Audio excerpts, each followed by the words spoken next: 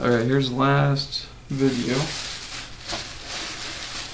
And you remember how I told you I made 4 copies of everything? I wasn't lying. This is all the copies. All the copies.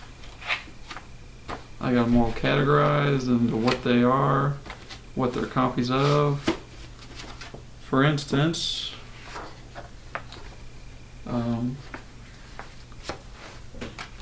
copy of the actual forms, the packet, the 129F, the cover letter, you know, the birth certificate, everything. 3 copies in here. The 1 is going to the center. 3 copies of everything here. Then, copies of proof of ongoing relationship. So you got, you know, 3 copies of everything. The 1 is being sent. And you want to make a lot of copies because you will have to send an entire, what you send to the United States Citizens and Immigration Services, the whole thing, the whole packet that you send, they will send it to the embassy, but you also, when you get notice that it's been approved, you also want to send it to your fiance. You want to send one of your copies to your fiance.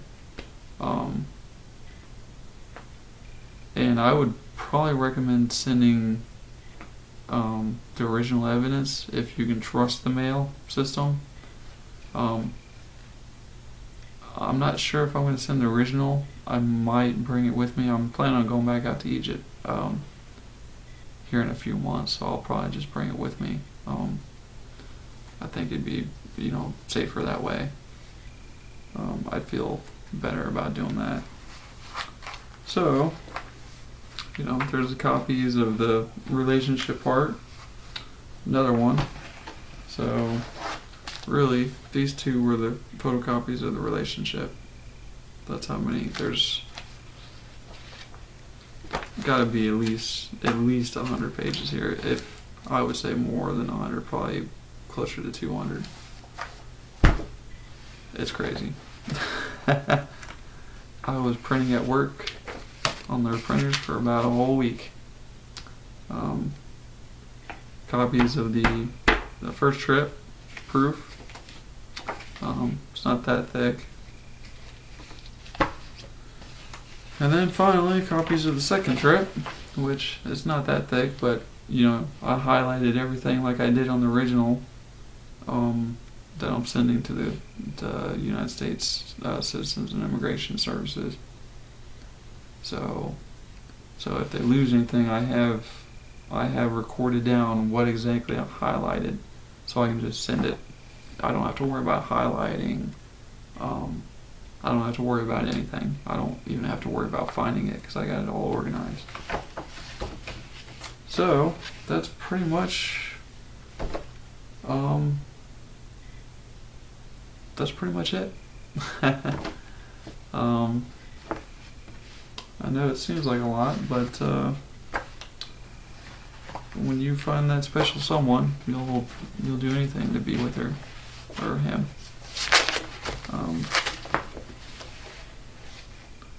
So basically, when you send this out, you wait about a week. Well, first of all, you want to make sure you get delivery confirmation and return, I forget what it's called, return address or something like that. Basically means if they can't deliver it, it's returned back to you. It should be delivered probably, I'd say, within 3 to 5 days.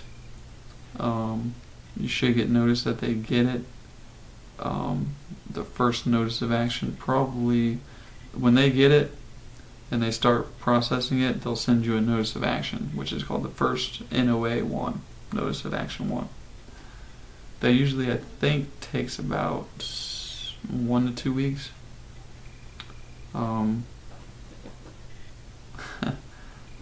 Then that's when the wait happens. You have to wait usually about, I'd say, 90 days. I'm hoping for 2 months though, but I don't know. So you have to wait, and then if they approve it, they'll send you a second notice of action, NOA2. Then at that point, then the packet that you sent originally is, I think, sent to the National Visa Center, and they forward that to the embassy. In my case, that would be the embassy in Cairo, the American embassy in Cairo. Then once the embassy gets it, they'll send Nermeen a packet for her to fill out and to gather forms and possibly get them translated, and then she'll have to send those back. And then once the embassy, I guess, finishes that packet, reviews it and whatnot, she'll schedule an interview. The embassy will call her or notify her of an interview date. Excuse me. And that usually, from the time they tell you when the interview is, it's usually about 1 month. So you have to wait a whole month for the interview. But you're also usually required to do a medical exam before the interview, so you're not waiting, around too much. You're actually still working on the process. And then if everything goes well in the interview, from what I'm told, they will keep your passport for about a week, and then you'll get it back, I believe, through the mail, and it will have the visa stamp in it. So we're looking at probably at the very least 5 months to get everything done.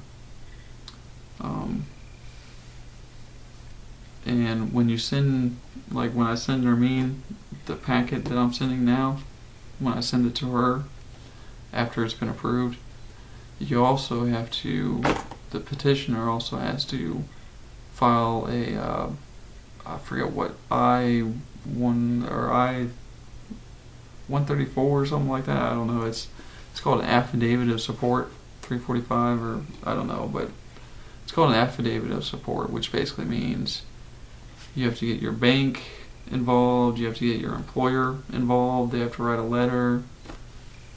You pretty much have to agree to, I think, support them for 10 years, or, if they die or whatnot, or get divorced, or I don't know what the legality of it is, but you're basically saying that you're going to support, the beneficiary, and he or she isn't going to be, on welfare here in America.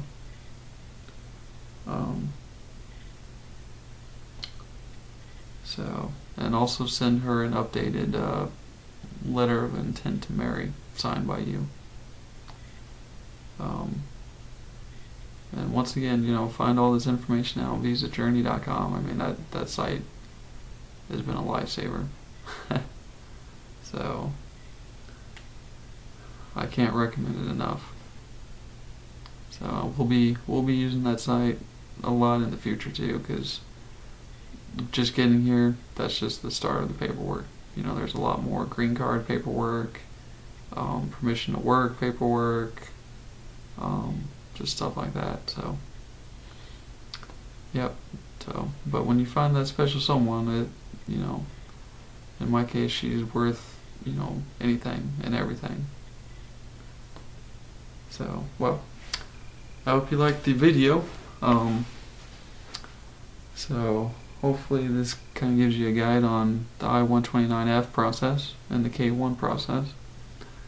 So I will keep you guys informed of how it goes. As always, check out my website. I'll probably update my website too with status at www.greenprairie.com. So, okay, well, I'm going to bed. I'm tired. Good night.